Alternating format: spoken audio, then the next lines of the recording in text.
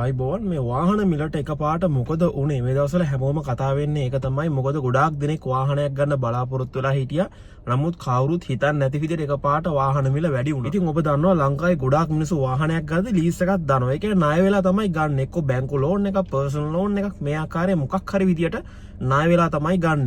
මේ දවස්වල මේ බැංකුවෙන් ලබා දෙන හෝ ලීසින් කම්පැනි වලින් ලබා දෙන ලෝන් වල පොලි අනුපාත ගොඩාක් වැඩි. මේ දෙන පොලි අනුපාත වලට වාහනයක් ගත්තාට පස්සේ අපිට ලොකු පොලියක් ගෙවන්න වෙනවා. එතකොට වාහනයක් ගන්න ඉන්න කෙනෙක්ට ඉතින් ඒක ගොඩාක් අමාරු දෙයක්. ඒ විතරක්ම නෙවෙයි ලීස් එකක් ගද්දී ඒ වාහනයට ලැබෙන මුදල් ප්‍රමාණය ගොඩාක් අඩු කරලා තිබෙනවා. වාහනේ වටිනාකමෙන් 140ක් තමයි පර්සනල් වාහනයකට දෙන්නේ. එහෙම නැත්නම් කමර්ෂල් වෙහිකල් එක නම් ලොරි බස් වගේ ඒවට 160ක් විතර ගන්න පුළුවන්. හැබැයි ඔයා ලක්ෂ 100ක වාහනයක් ගන්න ගියා නම් බ්‍රෑන්ඩ් නිව් මේ වාහනයට ඔයාට හම්බෙන්නේ ලක්ෂ 40ක් විතරයි.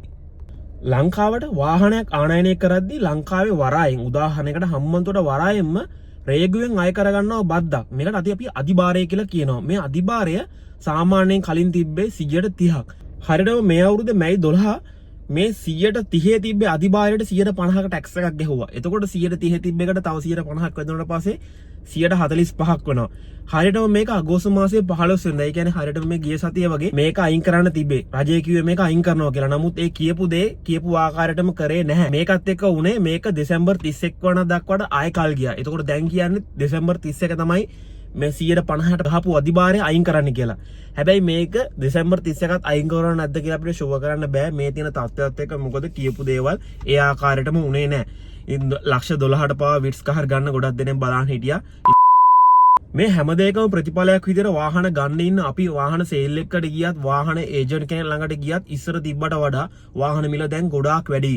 හැම දෙයක්ම වැඩි වෙලා තිබෙන්නේ. උද්දාමනයක් දැන් ලංකාවේ වැඩිලා තිනවා. අද වෙදි 7.3% ලෙස මහ බැංකුවේ වාර්තාවල පෙන්වනවා. දැන් වාහන ගන්න ගොඩක් දිනට අමාරුයි. හැබැයි ගොඩාක් මිනිස්සු වාහන ගන්න බලාගෙන හිටියා. 2025 පෙබරවාරි මාසේ මුලම තමයි වාහන ආනයනය අවුරුදු 5කට පස්සේ ආරම්භ කරේ. ඉතින් එතකොටම පළවෙනි අවුරුද්ද එකමාර වගේ ඇතුළත සල්ලි තියන අය ගොඩාක් වාහන ගත්තා. දැන් වෙද්දි තව දුරටත් ටිකක් සාමාන්‍ය ජනතාව තමයි බලන් ඉන්නේ අලුතෙන් වාහනයක් ගන්න. කෝටිපති ඔක්කොම වාහන අරන් ඉවරයි. ඉතින් මේ මිනිස්සුන්ට තවත් මේ වාහන සිහිනේ තවත් අවුරුදු එකමාරකට වගේ කාලයකට තවත් දිග්ගැස්සෙනවා. ඉතින් මේ වෙලාවේ වාහනයක් ගන්න එපා කියලා නේ මම මෙතනදී කියන්නේ. දැනටමත් වාහනයක් නැති වාහනයක අවශ්‍යතාවය දැඩිව තියෙන පුද්ගලයෙක් නම් අනිවාර්යයෙන්ම වාහනයක් ගන්න සාධාරණ මිලකට ගන්න. නමුත් දැන් මම ඉන්නෙත් මේ වාහනයක ඉඳගෙන ලංකාවේ ගොඩාක් මිනිස්සු කැමති නෑ Tamanට වාහනයක් තිබ්බට වෙන කෙනෙක් පිට කෙනෙක් එහා පැත්තේ ගෙදර කෙනා ගමේ කෙනා වාහනයක් ගන්නවට. නමුත් මේ වෙලාවේදී අපි අනිවාර්යයෙන්ම තේරුම් ගන්න ඕන වාහන මිල ගොඩාක් වැඩි. මම උදාහරණයක් ඔබට පෙන්නනවා 2015 Suzuki Alto එක දැන් මාස 3කට කලින් විකුණුවේ ලක්ෂ 38කට වගේ. හැබැයි දැන් වෙද්දි ලක්ෂ 40 41 සමහර වාහන ලක්ෂ 45ටත් විකුණන්න දාලා තිබෙනවා. ඉතින් මම ලක්ෂ 45ට විකුණන්න දාලා තින Alto එකක් බලන්න ගියා නුවර. ඉතින් මේ Alto එකේ කතාව මම අවසානයේදී කියන්නම්. මේ වගේ වාහන ගත්තොත් ගොඩක් දෙනෙක් අන්ත අසරණ වෙනවා. වාහන කියන එක එපාම වෙනවා. අද ලංකාවේ වාහන මිල අපි පොඩ්ඩක් බලමු. WagonR ZX එක. මේක තමයි ඔප්ෂන් වැඩිම එක. මේක ZX එක ලක්ෂ 92 96 මිලට තමයි විකින්නේ අද වෙද්දි. හැබැයි මේක දැන් මාස 2කට විතර කලින් විකුණුනේ මේ අධිභාර කේස් පොඩ්ඩක් ආපු දවස්වලම ලක්ෂ 88 90ට. හැබැයි මේ අවුරුද්දේ මේකේ මුල තවත් ලක්ෂ 5ක් විතර අඩුවට තමයි විකුණුනේ. ඒ වගේම FX 2026 WagonR FX කියන්නේ බේසික්ම මොඩල් එක. මේක විකුණුනේ ලක්ෂ 78 80ට තමයි අද වෙද්දි විකිනෙන්නේ. හැබැයි කලින් මාස 2කට විතර පෙර ලක්ෂ 73 75කට විතර දැන් වෙද්දි ලක්ෂ 3.5ක් විතර වැඩි වෙලා තිබෙනවා. මම මේ කියන මිල ගන්න බොරුද නැද්ද කියලා ඔයාට පුළුවන් සේල් එකට කෝල් කරලා එහෙම නැත්නම් සේල් එකට යන ගමන් පොඩ්ඩක් ගිහිලා බලන්න. එතකොටම ඔයාට තේරුම් ගන්න පුළුවන් මේ වර්තමාන වෙළඳ පොලේ ඇත්ත මිල ගණන් මොකද්ද කියලා. මොකද Facebook එකේ ඇඩ් එකක් දැකපු පළියට ikman.lk Ria 7 එකේ ඇඩ් එකක් දැකපු පළියට අපි වාහන මිල ඒක නෙවෙයි ඇත්ත වාහන මිල. මොකද මේ ඇඩ් වල දාන වාහන ගොඩක් මිල ගණන් වැඩි. ඒ වගේම තමයි වාහනයක් ගෙදරක විකුණන්න දාලා තිබ්බත් මේ වාහනේ කියන මිල ගණන් වලට වඩා අපිට ලක්ෂ 2-3ක් ඊටත් වඩා සමහර අවස්ථා ලක්ෂ 5ක් විතර අඩු කරගන්න අවස්ථාවක් තියෙනවා. ඒ වගේම Toyota Yaris X ඉතින් මේ දවස්වල ගොඩක් ප්‍රසිද්ධ කාර් එකක් Toyota Yaris X එක ලක්ෂ 95 100 වගේ මිලකට විකිනවා. නමුත් දැන් මාස 2-3කට කලින් මේක තව ලක්ෂ 5ක් විතර අඩුවට ගන්න තිබ්බා. ඒ වගේම Toyota Race මේක 1000cc එන්ජින් එකෙන් තියෙන වාහනේ අද වෙද්දි මිලදී ගන්න පුළුවන් ලක්ෂ 120 125. ඊටාම සෞජන්‍ය කාරණාව. කලින් මේවා ලක්ෂ 115ටත් විකුණුණා. ඒ වගේම තමයි 1200cc රේස් එක ලක්ෂ 132 140 මිලට විකිරනවා. හයිබ්‍රිඩ් එක මීටත් වඩා තව ගොඩක් ගණන් වැඩි. හැබැයි කලිනුත් මේවා ලක්ෂ 125 ඒ කියන්නේ ලක්ෂ 7ක් විතර වැඩිලා තිබුණා. දැන් මාස 3ක වගේ කාලයක් ඇතුළත ලක්ෂ 7ක් විතර වැඩිලා තියෙනවා මේ Toyota Race එක. මම කලින් ඔබට කිව්වා Toyota Yaris X එක ලක්ෂ 9500ක් වෙනවා කියලා. ඉතින් මේක අපි බලමු සාමාන්‍ය වෙළඳ පොලේ අද තියෙන තත්ත්වයට එක්ක ලීස් එකක් දාලා ගත්තී කොච්චර පාඩුවක් අපිට සිදු වෙනවද කියලා. ඉතින් මම මේ වාහන ගන්න එපා කියලා නෙමෙයි කියන්නේ. මේක වාහනේ ගත්තට පස්සේ ඔබට සිදුවෙන දේ ගණිතානුකූලව තමයි පොඩ්ඩක් පැහැදිලි කරලා පෙන්වන්නේ. එතකොට ඔබට පුළුවන් මේ අවස්ථාවේදී මම වාහනයක් ගන්නවද නැත්නම් ඉදිරියේදී වාහනයක් ගන්නවා. සමහර කෙනෙක්ට BYD එකක් ණය වෙලා ගන්න යන්න පුළුවන්. ඒක ගන්න නැතුව වෙන අඩු මිලට වාහනයක් ගන්න උනත් මේ දෙයත් එක්ක ඔබට තේරුම් ගන්න පුළුවන්. Toyota Yaris X එක ලක්ෂ 100ක් කියලා අපි ගන්න එකලා බලමු. අලුත් වාහනයකට ලීස් එක දෙන 140යි. ඉතින් Toyota එක ලක්ෂ 100යි නම් අපිට අද ලීසින් රේට් එක ගන්න පුළුවන් ගිහිල්ලා ලීසින් කම්පැනි එකකින් ලක්ෂ 40ක්. මේ ලක්ෂ 40 අද වෙද්දි වර්තමානයේ 16 17 වගේ පොලිනුපාතයක් තමයි වෙන්නේ. ලක්ෂ 40ක් ගිහිල්ලා ගත්තා. අපි අවුරුදු 4කට ගණනය කරමු. අවුරුදු 4කට පස්සේ 25 ලක්ෂ 60000ක් එකතු වෙනවා මුළු පොලිය විතරක්. මුළු පොලිය විතරක්. එතකොට ලක්ෂ 40ක් දැම්ම ලීස් එක මේකට එකතු වෙනවා මුළු පොලිය 25 ලක්ෂ 60000ක්. එතකොට අපිට පොලියත් එක්ක 65 ලක්ෂ 60000ක් එකතු වෙනවා. මේ අපි ලීස් එකට එකතු වෙන මුදල. අපි අර ලක්ෂ 100 වාහනයට අපිට ලක්ෂ 100ක්ම ලීස් එක දෙන්න බෑ කිව්වා. අද වර්තමාන තත්ත්වයත් එක්ක මහ බැංකුවේ නිර්දේශ එක්ක 140ක වටිනාකමක් විතරයි දෙන්නේ. එතකොට අපි මුලින්ම ලක්ෂ 60ක් දාන්න වෙනවා. මේ ලක්ෂ 60යි අවුරුදු 4කට පස්සේ අර ලක්ෂ 70ට එන පොලියත් එක්ක ලක්ෂ 125යි 60000ක් ගෙවන්න වෙනවා. එතකොට ඔබට අමතරව ගෙවන්න වෙනවා 25 ලක්ෂ 60000ක්. අමතර මුදලක්. මේක තමයි මේ පොලිය. ඔබ අවුරුදු 4කට පස්සේ මේ ලක්ෂ 100 වාහනේ යූස් කරපු වාහනය කිලෝමීටර් ලක්ෂයට වඩා සමහරට දුවලා සමහරට පොඩි රිපෙයාර් එකක් එහෙමත් එන්න තියෙන වාහනය. ඔබ කාට හරි මේ වාහනේ විකුණන්න යද්දි ලක්ෂ 100 වටිනාකමක් නෙවෙයි තියෙන සහෝදරයා. මේක සාමාන්‍ය ලක්ෂ 70ක් සමහරට 65ක් විතර වෙන්න පුළුවන්. ලංකාවේ සාමාන්‍ය යූස් කරපු වාහන එක පාට අඩු වෙන්නේ නැහැ.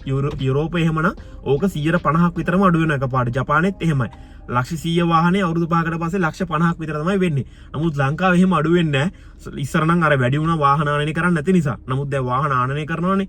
අයිඩියා එකක් දැනගන්න මම මෙතන ඉමේජ් එකක් දාන්නම්. ඉතින් ඔබට තේරුම් ගන්න පුළුවන් ඇත්තටම මේ වාහනයකට කොච්චර පාඩුවක් සිදු වෙනවද අපි මේක ලොකු පොලියකට ලීස් එකක් දාලා ගද්දි 25 ලක්ෂ ගාණක් අමතර පොලියක් ගෙවද්දි සල්ලි තියෙන පුද්ගලෙක් එකවර කෑෂ් දීලා ගද්දි එයාට මේක ලක්ෂ 25 ගාණක්ම ඉතුරු කරගන්න පුළුවන්. ඉතින් ඒක තමයි එක එක මිනිස්සුන්ට එක එක විදිහට තමයි මේක බලපාන්නේ. සමහර අය පර්සනල් ඉම්පෝර්ට් කරගන්න මේ ලක්ෂ 100ට අපි ගන්න වාහනේ සමහර කෙනෙක්ට ගන්න පුළුවන් ලක්ෂ 95කට විතර.